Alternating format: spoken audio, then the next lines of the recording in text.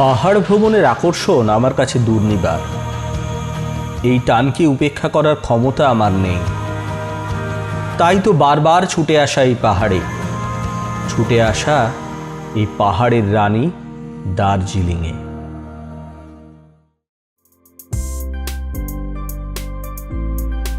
অনেক দিন থেকেই মনের মধ্যে একটা পাহাড় পাহাড় করছে, বারবার পরিকল্পনা, বারবার ভেস্তে যাওয়া।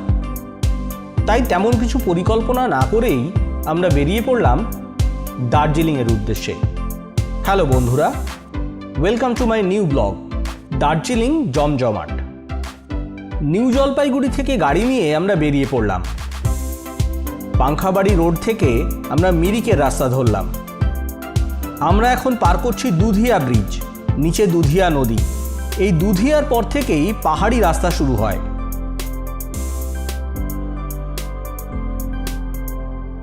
এনজেপি থেকে ৪৫ কিলোমিটার ড্রাইভ করে আমরা এখন টিংলিং ভিউ পয়েন্টে।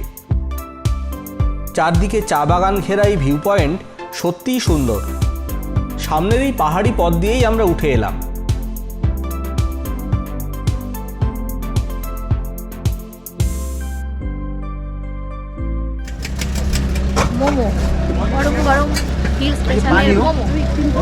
এখানে ব্রেকফাস্ট সেরে এগিয়ে চললাম মিরিক লেকের দিকে।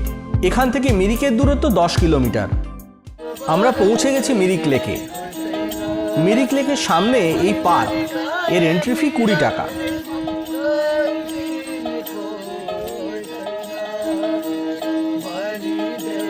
এই লেকের আসল নাম সুমেন্দু লেক। লেকের ওপরে রয়েছে ইন্দ্রাণী পুল। এই পুল পার করে ঘুরে দেখে নিতে পারেন পাইন বন ঘেরা মিরিক, অথবা বোটে করেও ঘুরে নিতে পারেন লেকটি। এখানকার এই মার্কেটে সেরে নিতে পারেন কেনাকাটা, খেতে পারেন এক কাপ চাও।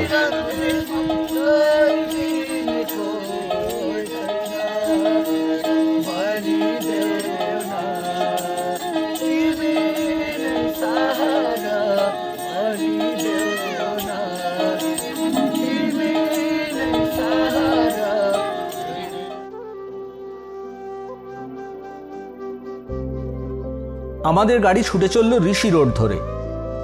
রাস্তার দুধারে চায়ের বাগান আর পাইন বনের বিস্তার। প্রকৃতি এখানে উজাড় করে দিয়েছে নিজেকে। গাড়ির মধ্যে বোঝা যাচ্ছে না, তবে বাইরের টেম্পারেচার বেশ কম।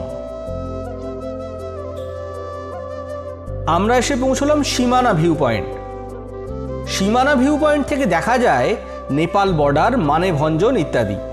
তবে আজ সীমানা মেঘের চাদরে মোড়া, ভিজিবিলিটি প্রায় নেই বললেই চলে। এখানে রয়েছে বেশ কিছু দোকান। এখান থেকে কিনে নিতে পারেন শীতের জামা কাপড় আর অবশ্যই মার্শমেলো আর চকলেট।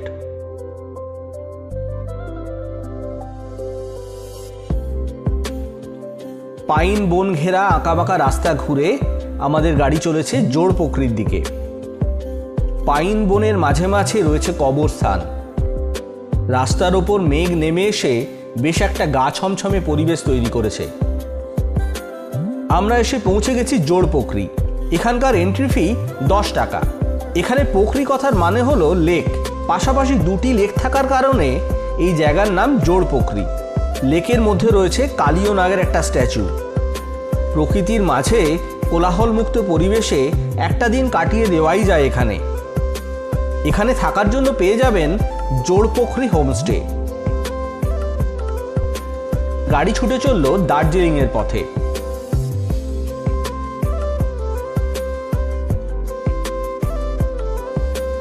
দার্জিলিং হিমালয়ান রেলওয়েজের আন্ডারে এই Ghum station. This is the highest heritage station in the world. Yes, this is the highest, declared by UNESCO heritage site. এর অল্টিটিউড ৭,৪০৭ ফিট। আমরা প্রায় পৌঁছে গেছি।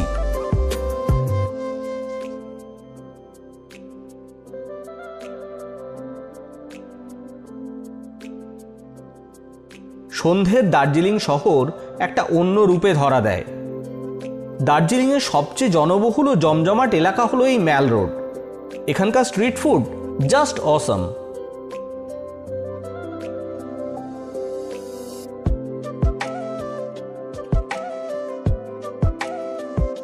ঢুকে পড়লাম বিখ্যাত হোপ গ্লিনারিজে। এখানকার পেস্ট্রি ও স্ন্যাক্স কোনোভাবেই ছাড়া যায় না। প্রায় 8:30, তাই ম্যাল একটু ফাঁকা। এখানে রয়েছে নেপালি কবি ভানুভক্ত আচার্যের মূর্তি, আর রয়েছে অসাধারণ কিছু কিউরিও শপ। ম্যাল ঘুরে আমরা এবার হোটেলে ফিরব।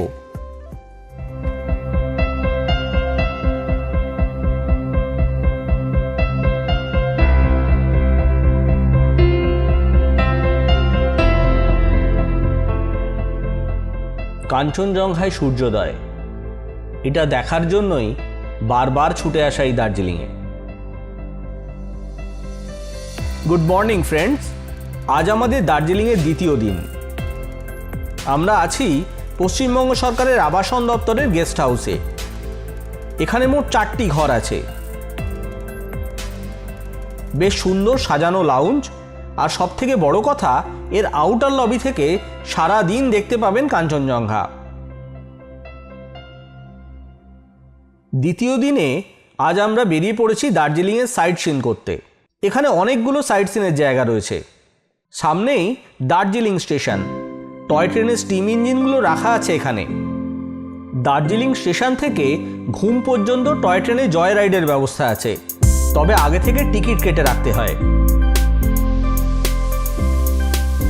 আমরা এসে পৌঁছে গেছি বাতাসিয়া লুপে। এখানকার এন্ট্রি ফি 50 টাকা। দার্জিলিং হিমালয়ান রেলওয়ের গ্রেডিয়েন্ট কমানোর জন্য তৈরি করা হয়েছিল এই বাতাসিয়া লুপ। এখানে রয়েছে ভারতীয় সেনাবাহিনীর গোর্খা রেজিমেন্টকে উৎসর্গ করা একটি স্মৃতিসৌধ। এখান থেকে কাঞ্চনজঙ্ঘার 360 ডিগ্রি ভিউ পাওয়া যায়।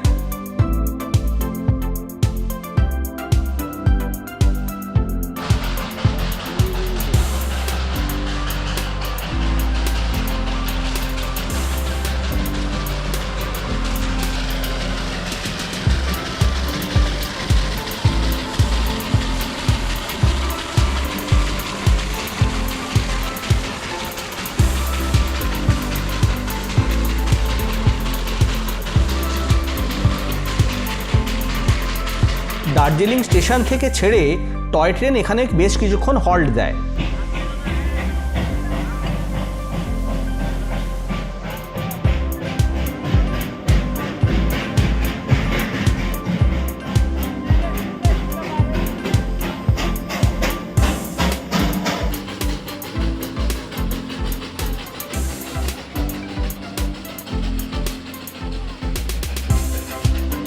আমরা আস্তাবল মোড় পার করলাম। এবার আমরা যাব মহাকাল মন্দির।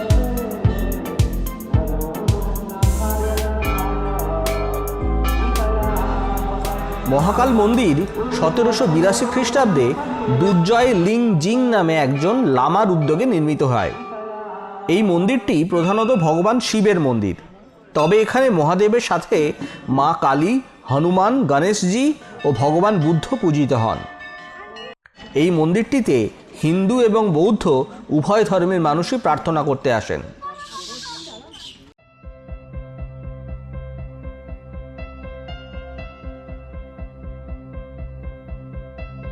আমরা যেখানে দাঁড়িয়েছি এটা হলো তেনজিং রক। আমাদের মতো যারা রক ক্লাইম্বিং করার ইচ্ছা রাখি বাট করতে পারি না, তাদের জন্য আদর্শ জায়গা। Let's have some thrill.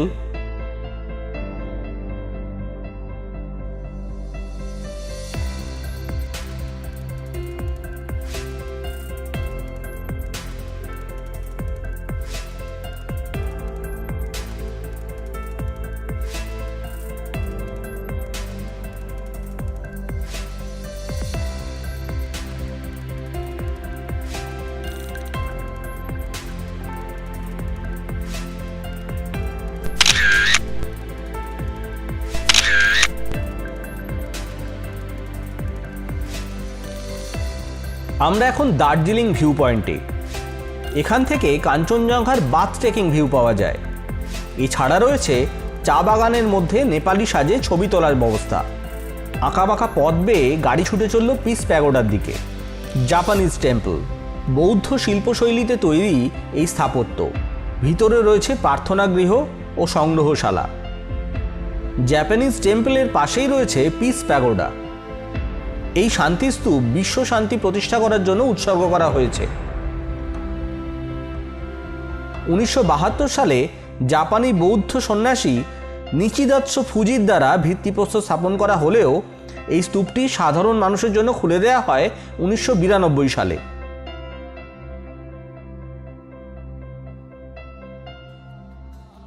Piece pagoda দেখে আমরা ফিরে এলাম ম্যাল রোডে।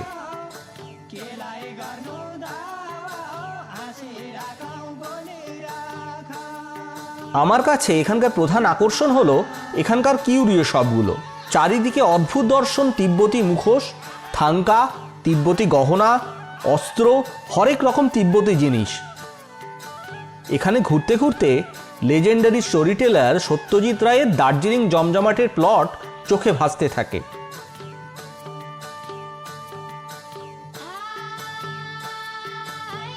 ম্যালের পাশে রাস্তা দিয়ে নেমে এসে পেয়ে যাবেন গোর্খা টেরিটোরিয়াল অ্যাডমিনিস্ট্রেশনের গোর্খা রঙ্গমঞ্চ ভবন।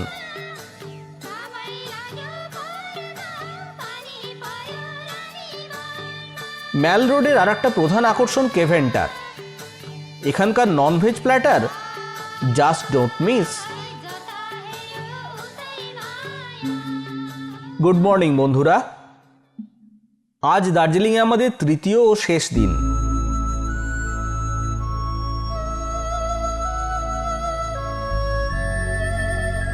আমরা এখন ডালি মনাস্ট্রির সামনে।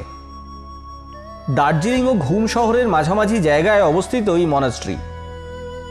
এই মনাস্ট্রিটি তৈরি হয়েছিল 1971 সালে।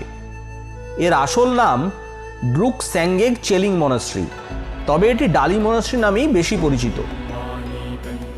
বৌদ্ধ ভিক্ষুদের থাকার নিরিখে এটি এখানকার সবচেয়ে বড় মনাস্ট্রি। 1993 সালে দলাই লামা স্বয়ং এই মনাস্ট্রিতে থেকে এখানকার বৌদ্ধ ভিক্ষুদের উপদেশ প্রদান করেছিলেন। অসাধারণ তিব্বতী কারুকার্যে সমৃদ্ধ এই মনাস্ট্রি দার্জিলিংয়ের মাস্ট ভিজিট স্পটগুলির মধ্যে অন্যতম।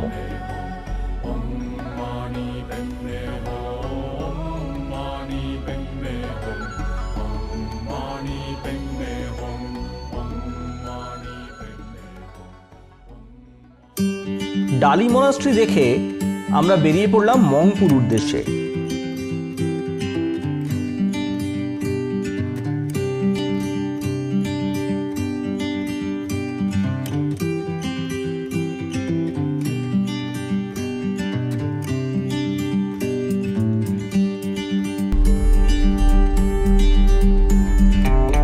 এই মংপু হল কবিগুরু রবীন্দ্রনাথ ঠাকুরের প্রিয় জায়গাগুলির মধ্যে অন্যতম। এছাড়া মংপু বিখ্যাত সিংকোনা প্ল্যান্টেশনের জন্য। আমরা এখন দাঁড়িয়ে আছি মংপুর রবীন্দ্র মিউজিয়ামের সামনে। এটি একসময় সিংকোনা বিশেষজ্ঞ ডক্টর মনমোহন সেন ও তার স্ত্রী মৈত্রেয়ী দেবীর বাড়ি ছিল। মিউজিয়ামের জন্য এন্ট্রি ফি 25 টাকা। খোলা থাকে সকাল 9টা থেকে দুপুর 12টা ও বেলা 1টা থেকে বিকেল 5টা পর্যন্ত, তবে বৃহস্পতিবার বন্ধ। এই মৈত্রেয়ী দেবীর আমন্ত্রণেই রবীন্দ্রনাথ ঠাকুর এখানে এসেছেন একাধিকবার। রবীন্দ্রনাথ শেষবার এখানে এসেছিলেন 1940 সালের 21শে এপ্রিল। সেই সময় 25শে বৈশাখ তার জন্মদিন এখানেই পালন করা হয়। এই উপলক্ষে এই বাড়ি থেকেই রবীন্দ্রনাথের কণ্ঠে নিজের লেখা জন্মদিন কবিতাটি সরাসরি সম্প্রচার করে আকাশবাণী। তার জন্য কলকাতা বেতার কেন্দ্র কলকাতা ও কালিম্পংয়ের মধ্যে টেলিফোনের বন্দোবস্ত করেছিল। রবীন্দ্রনাথ টেলিফোনে পাঠ করেন তার কবিতা এবং আকাশবাণী সেই কণ্ঠস্বর ধরে সঙ্গে সঙ্গে ব্রডকাস্ট করে। মিউজিয়ামের ভিতরে ছবি তোলা যায় না। রবীন্দ্রসঙ্গীতের ফিলার শুনতে শুনতে আমরা ঘুরে দেখলাম পুরো মিউজিয়াম। এখানে রয়েছে তার হাতে আঁকা ছবি, ব্যবহৃত নানান আসবাব, লেখা ও ছবি আঁকা সরঞ্জাম। রবীন্দ্র মিউজিয়াম দেখে আমরা বেরিয়ে পড়লাম। এবারের গন্তব্য শিটং।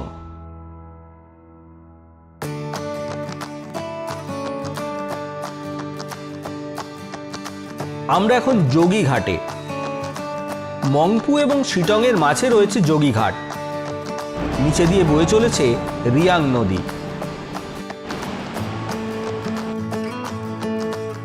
চলুন একটু নিচে নেমে দেখে আসি। বর্ষায় এর রূপ অন্যরকম। এই নদীর ধারে বেশ কিছুক্ষণ কাটিয়ে দেওয়াই যায়, কিন্তু আমাদের সময় বড় কম, তাই কিছু করার নেই। আমরা এখন শিটংয়ের পথে। শিটংয়ের আর এক নাম হলো কমলা লেবুর গ্রাম। কার্শিয়াং জেলার 4500 ফুট উচ্চতায় অবস্থিত শিটং।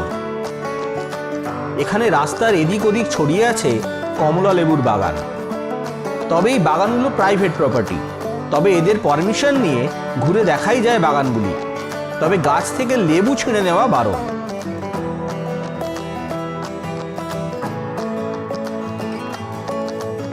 শিটংয়ের 3টে ভাগ, লোয়ার, মিডল এবং আপার। চারিদিকে কমলা লেবু ও চা বাগান ঘেরা শিটংয়ে থাকার জন্য পেয়ে যাবেন বেশ কিছু হোমস্টে। শিটংয়ের হাইয়েস্ট পয়েন্ট হলো অহলধারা ভিউ পয়েন্ট। অহলধারাতেও থাকার জন্য হোমস্টে পেয়ে যাবেন। এখান থেকে অসাধারণ সানরাইজ দেখা যায়। তাছাড়া দেখতে পাবেন চারিদিকে 360 ডিগ্রি ভিউ। দার্জিলিংকে এমনি এমনি কুইন অফ হিলস বলে না, প্রকৃতি এখানে উজাড় করে দিয়েছে নিজেকে। আমরা ফিরে চললাম শিলিগুড়ির দিকে, কিন্তু মন সে কিন্তু আটকে রইল সেই কাঞ্চনজঙ্ঘা, পাইন বন আর পাহাড়ি পথের আঁকে বাঁকে। এবারের মতো সাইন অফ। আবার দেখা হবে পরবর্তী ব্লগে।